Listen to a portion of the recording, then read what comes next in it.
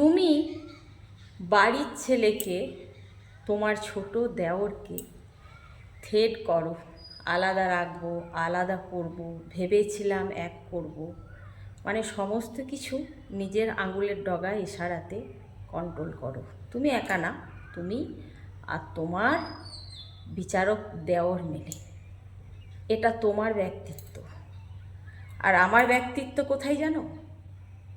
তোমার মেয়ে, তোমার নাতি, তোমার নাতবো, তোমার নাতনি, সকলকে নিয়েই থাকতে চাই এবং সকলকে খাইয়েই আমার আনন্দ। কিছু মনে পড়ছে? আমার ওদেরকে খাইয়ে আনন্দ, আর তোমার বাড়ির ছোট ছেলেকে, তার ফ্যামিলিকে আলাদা করে আনন্দ।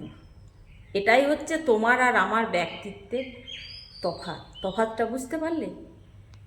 আর কথায় কথায় বলো না, মায়ের মতো মানুষ করেছি, মায়ের মতো মানুষ করেছি।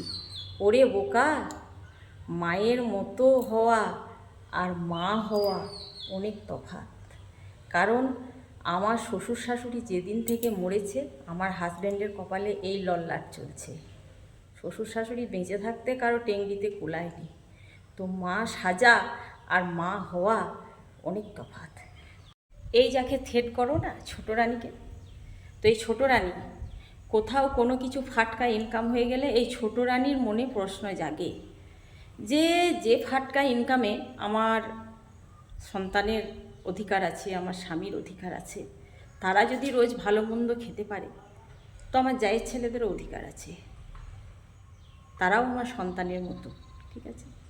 তো সেই ফাটকা ইনকাম নিয়ে তোমার সন্তানদের কাছে যাই, কি গো আমি কিছু দিচ্ছি, তোমরাও কিছু করে নিয়ে একদিন আনন্দ করে খাও না, ফিস্টি করে। তাতে যার সন্তানের বিয়েতে হয়তো কুকুরেও পাত দেখেছে, কিন্তু আমার স্বামী সন্তান পাত দেখেনি। কারো হয়তো ধুমধাম করে বিবাহবার্ষিকী হয়েছে, কারো নাতির অন্নপ্রাশন হয়েছে, কুকুরেও পাত দেখেছে, বিড়াল কুকুরেও পাত দেখেছে, কিন্তু আমার স্বামী সন্তান পাত দেখেনি। সে তাদের সন্তান, তাদের সন্তানের বউদেরও এই ছোটো রানী কোনো দিন আলাদা করতে চায়নি। সবাইকে নিয়ে এক করে থাকতে চেয়েছে।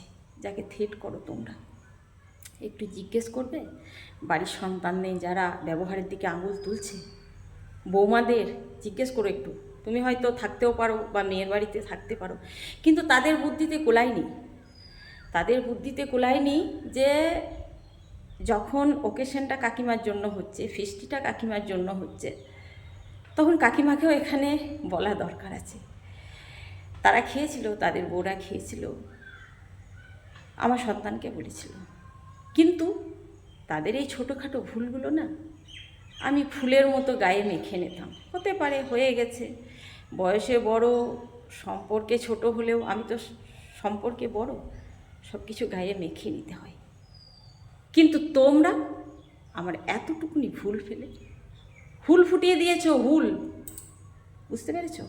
তাই সূর্যোদয় সূর্যাস্ত দেখে একটা শিক্ষাই নিতে হয় যে কোনো কিছু স্থায়ী নয়। তোমার থ্রেডও যেমন স্থায়ী নয়, আর আমি তোমাদেরকে ভালোবেসে এক করে থাকতে চেয়েছিলাম, সেটাও তেমন স্থায়ী নয়। তবু কত অহংকার তোমাদের, এত অহংকার রাখবে কোথায়? মায়ের মতো আর মা হওয়া অনেক তফাৎ।